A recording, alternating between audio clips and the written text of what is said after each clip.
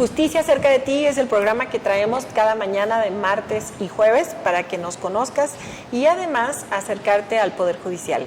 Esta mañana nos complace tener como invitado al magistrado Damián Campos García. Muchas gracias. Hola Janet, el gusto es para mí. Esto es novedoso, tú siempre tan vanguardista con todos tus temas y yo agradecido pero también complacido contigo y con toda la gente de que podamos llegar con ellos para que sepan y conozcan más de nosotros, Janet. Claro, y bueno, pues una de las prioridades que traemos, yo creo que todos en el Poder Judicial es precisamente que sepan lo que hacemos, a qué nos dedicamos y cada uno desde su trinchera, sobre todo ustedes que están dando la cara a la justicia y que todos los días traen un trabajo creo que bastante importante, sumamente delicado, algunos temas que son de pincitas, pero que hay que abordar de alguna manera y que sepan que son personas de carne y hueso, que sienten, que conocen, que se capacitan y que se preparan. Tu comentario, Janet, me lleva a una reflexión y agradezco, este espacio por lo siguiente. Había quien decía que era necesario que las juzgadoras y los juzgadores, sea de primera o segunda instancia, con esto me refiero a jueces o magistradas y magistrados, debían de tomar terapia por todo el cúmulo de asuntos que uno tiene que juzgar. Claro. Yo particularmente me enfoco en materia penal, esa ha sido mi formación. Fuerte. Tanto como juez del sistema tradicional, como juez del sistema acusatorio y hoy como magistrado asignado a una sala penal. Ver robos, ver secuestros, ver violaciones, ver homicidios, todo eso queda en la mente del ser humano que es jueza o juez, o si es el caso de los magistrados, y que evidentemente uno se queda con la información y también tenemos familia. Claro. Y tenemos la preocupación constante, por eso alguien decía que deben tomar una terapia para saber cómo van a manejar su vida personal. Pero qué bien que se haga este espacio para que la gente conozca de cerca cómo somos o lo que pensamos. Lo de menos es decir que hay que prepararnos, eso es verdad. Jamás será suficiente una licenciatura. Hoy la gran mayoría de juzgadoras o juzgadores ya emprenden maestrías, doctorados, tanto dentro como fuera del país. Pero ese es el reflejo de una capacitación que se tiene que reflejar en los expedientes, en las audiencias. Sí. Imagínate alguien sumamente docto, pero que lamentablemente usa ese conocimiento para tergiversar la ley, para cambiar la dirección o para manipular el ordenamiento legal. Eso tampoco tiene nada de ético y eso también es importante decirlo. En la medida que la ciudadanía se comprometa con nosotros, y el compromiso de ellos es que nos visiten, es que nos vean. Janet, tenemos un principio elemental en todas las materias, la publicidad, con el objeto de que no solamente las partes, sino el público en general vaya y que vea nuestro desempeño en las audiencias. Lamentablemente, eso no lo vemos, Yo he tenido la oportunidad de hacer algunos estudios en el extranjero, particularmente en algunos estados de Norteamérica. He ido a las audiencias y hay mucha gente en las audiencias, porque la gente se interesa en qué es lo que está pasando en el tema de la justicia.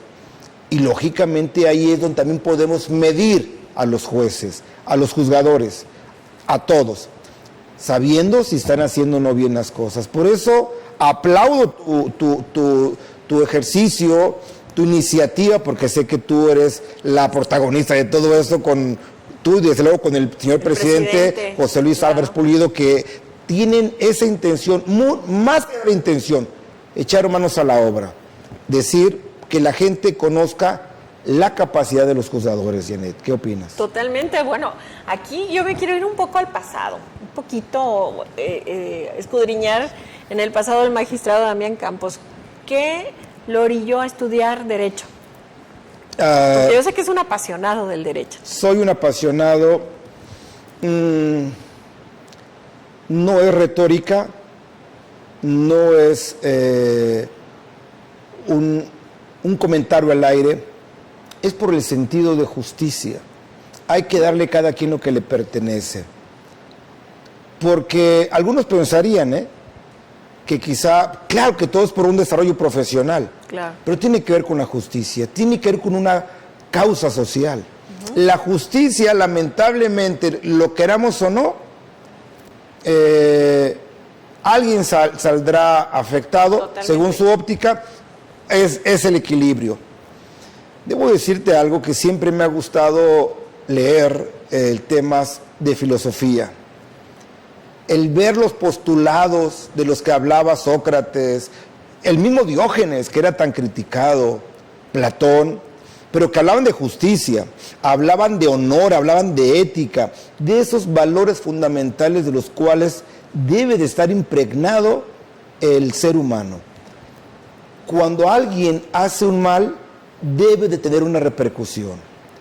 Hacer el mal es robar, quitarle a alguien lo que no es de la persona, es cometer homicidios.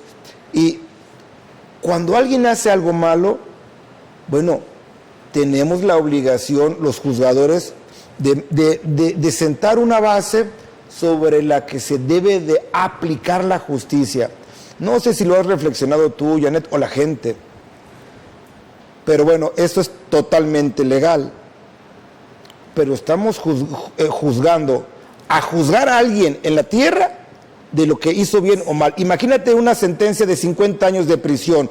Yo he dictado muchas sentencias donde se han impuesto 50 años de prisión, lo cual no es tan sencillo. No. Y debes de estar convencido. El equilibrio que tienes que poner para poder determinar esta gran cantidad de años. Totalmente. ¿Qué tanto daño hubo? ¿Qué estuvo comprobado? Sí. Que no. Imagínate que esa es la ambivalencia de saber si es culpable o inocente, y que la diferencia es la libertad o 50 años de prisión. Así, para los penalistas, así de radical llega a ser muchas veces el derecho penal. Dices, ¿qué te impulsó? Yo era litigante en mis inicios. ¿Sí? Sí, yo era litigante. Pensé que toda la vida era la tendencia. Fui agente del Ministerio Público, procurando justicia. El Ministerio Público procura justicia, pero el juzgador la imparte. Las y los juzgadores de primera o segunda instancia disponen, esto de acuerdo al 21 de la Constitución, la persecución de los delitos es de las fiscalías, y el juez dirá si hay o no que imponer una sentencia, una sanción. Cuando veo que desempeño primero como defensor, luego como Ministerio Público, luego me hago juez de lo que denominamos sistema tradicional, te hablo del año 2006, 2007. O sea que ya hay una trayectoria que viene desde conocer. Duré prácticamente, sí, claro. ¿Cuántos años ya de juez duré casi 18 años, 7 de Ministerio Público y 3 o 4 de litigante, y no sé qué más cuentas. Pero llevo prácticamente 25 años ya como catedrático de diversas universidades dentro del país, y he dictado algunas conferencias también en el exterior. Pero me gusta, me complace el poder hacer mi trabajo. A todos requerimos el dinero, Janet, por supuesto, pero hay litigantes que les da económicamente muy bien, porque ellos no tienen ningún problema con cobrar más o menos, y nosotros, sujetos a lo que es nuestro sueldo, por supuesto que el cargo y la responsabilidad es tremendo, pero además no es un tema desfasado comparado con otros países, atendiendo incluso lo que realizamos. Debo decirte que a mí me han tocado particularmente asuntos emblemáticos de Jalisco. ¿Cuál ha sido el que más a lo mejor dejado ahí una profunda huella o un aprendizaje? Desde el punto de vista sentimental, cuando perdieron la vida unos estudiantes de la UDG, de la preparatoria, en la FEC. Sentimentalmente eso me impactó. Por supuesto. En el tema hasta político, podríamos decir, lamentablemente el deceso del exgobernador. Fui el juez de control en esa causa, fui el tribunal de enjuiciamiento en el tema de Carlos Nájera, el juez de control en el tema de los italianos desaparecidos. He tenido y conocido asuntos relevantes que ponen al tope toda tu capacidad. No es un tema de leyes, No. Tienes que ver la jurisprudencia, tienes que ver los tratados, tienes que ver la argumentación, todo en su conjunto para que saques el mejor producto, para que en la medida de lo posible la ciudadanía, los que nos ven en las audiencias, sepan de qué estamos hablando, sepan que esto no es un trabajo sencillo, para nada, para nada. Hoy el sistema de justicia, que es una realidad, tiene que ser por elección, no por designación, va a poner a prueba el semblante del mexicano. ¿Por qué? Imagínate, yo no comparto para nada el hecho de que tu gusto por la justicia pueda hacer la aplicación. Necesitas prepararte. No. Por eso las maestrías, los doctorados, cualquier tipo de especialidad. A mí particularmente lo que me ha ayudado muchísimo es la academia. Yo tendría 25 años y yo ya estaba impartiendo cátedra porque fue la forma, mi método de aprender más, claro, pudiendo compartir. Totalmente de acuerdo. Yo creo que todos estos años, yo creo que quizás los 25 años que hay en esta carrera judicial, quizás sean los años que tengo de conocerlo. Y algo que creo que ha sido fundamental es que no solamente se circunscribe a una temática, sino que voy a utilizar esa palabra que siempre me ha llamado mucho la atención, maneja un bagaje holístico. Holístico. Ya sabía que ibas para allá. Sí, pero ¿por qué lo digo? Porque muchas personas no conocían a lo mejor esta terminología dentro del derecho o del conocimiento y causó un revuelo muy interesante cuando por primera vez lo pusimos en la mesa y que creo que ha sentado un precedente interesante. Holístico, pero me gustaría platicar, coloquialmente dicho chamánico. Así lo dicen, sí, pero sí es holístico. Sí. Mira, claro. Janet. ¿Por qué? O sea, ¿de dónde viene ese término? Voy a comentarte 5 autores de científicos. Que además está fundamentado. Por supuesto. Es que me gusta cómo te atreves, porque esto es ser arrojado, y lo está haciendo tú al poner en la palestra este tema. Seguramente toda la gente conoce, a la gente que le gusta la lectura, Deepak Chopra. Claro. Él es un médico endocrinólogo. Él habla, por ejemplo, desde el punto de vista médico, que cada uno se cura de acuerdo al pensamiento. Pero te hablo de un médico endocrinólogo que te dice que tu estado de ánimo mejora por ti. De un conferencista, no nada más es científico, es conferencista, es un científico por lo que ha hecho como médico. Otro en el campo médico, pero también escritor, y del campo de la psiquiatría, es Brian Weiss.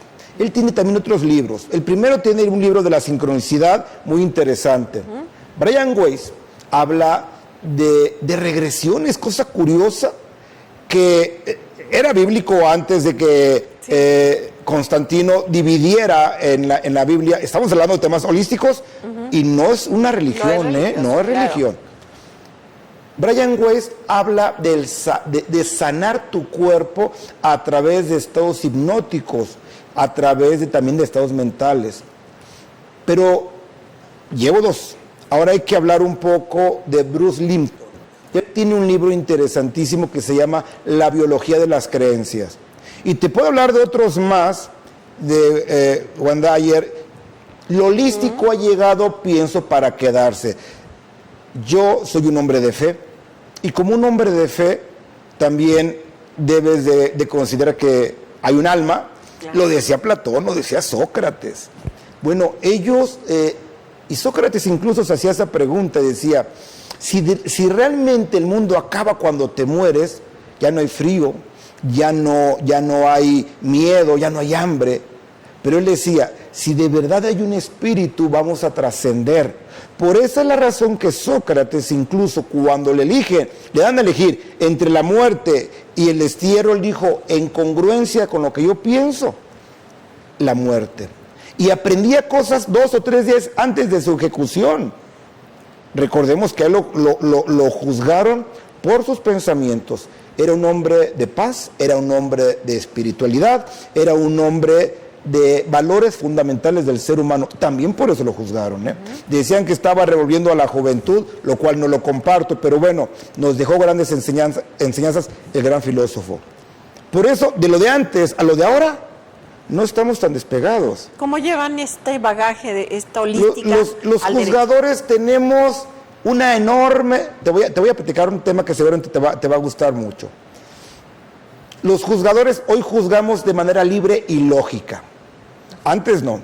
Los jueces penales teníamos tasada la forma de valorar la prueba. Decía, si son 2 testigos, le puedes dar valor pleno. Si es un documento público, le vas a dar valor pleno.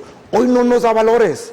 Hoy nos permite a los jueces penales, y también así será en las otras ramas, que juzgues de manera libre y lógica. Y cuando te das cuenta que México es un país de creyentes, bueno, te voy a hacer una última reflexión en cuanto a esto. Cuando un testigo va a la corte norteamericana, jura ante la Biblia, con un sentimiento de decir, más, aquí en México no se jura ante la Biblia, un testigo va y lo más que hace es protestar ante la autoridad judicial. Así es. ¿Qué representa esto? Para mí mucho, o sea, el reflejo es mucho. El jurar es hablar de Dios. Y el jurar es, en nombre de Dios, estoy ante la corte para decir lo que sí me consta. Aquí lo más que se te dice es, dime si protestas, se te advierte que si cometes una declaración falsa, entonces te vamos a sancionar. Hasta ahí llega. Hasta ahí, y para muchos no representa mucho. Y no representa mucho.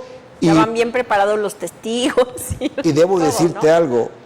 Recordemos a un expresidente norteamericano que lo que le incriminaban ni siquiera era un hecho delictivo, era el que había mentido ante la corte. Esas cuestiones nos dejan una gran reflexión. ¿Por qué saco esto a colación? Por lo que hablas tú de los temas holísticos. Porque allá, jurando ante la corte, un factor importante para ellos tiene que ver con el sentimiento humano. Aquí nosotros, los mexicanos, que aunque nos decimos creyentes, entiendo que se deje la religión excluida por tu capacidad o tu pensamiento, pero la espiritualidad es otra cosa. Claro. Lo que tú dices o haces es otra cosa. Ahora, yo los invito a los que nos están viendo.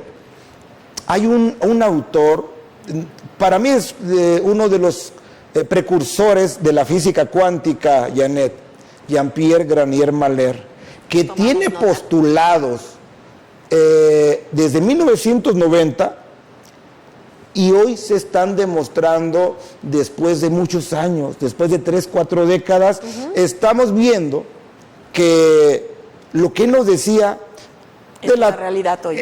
Hoy se puede demostrar. Y entonces, a ver, lo holístico te lo voy a equiparar de la siguiente manera, porque yo soy magistrado y no puedo hablar demasiado, sí, pero claro, tenemos una física clásica, la que nos mostraron, sí, con Isaac Newton, totalmente, y hoy tenemos una física cuántica, y entonces las reglas de aquí y las de acá no son las mismas. Por supuesto. Y al no ser las mismas, ¿qué le vas a dejar al juzgador? Yo te estoy hablando de que esto va a ser el futuro. Si nos presta vida el Creador, yo insisto, yo soy un hombre de fe, veremos qué pasa en 30 años con todo esto cuando se juzgue de manera libre y lógica. Hay cosas, Janet, y te lo voy a platicar rápidamente, no tienen explicación. Cuando un hijo mata a un padre, un tema sociológico por problemas, entiendo, hay un móvil. Si el padre lo maltrataba, si el muchacho estaba drogado, esas cosas nadie las discute.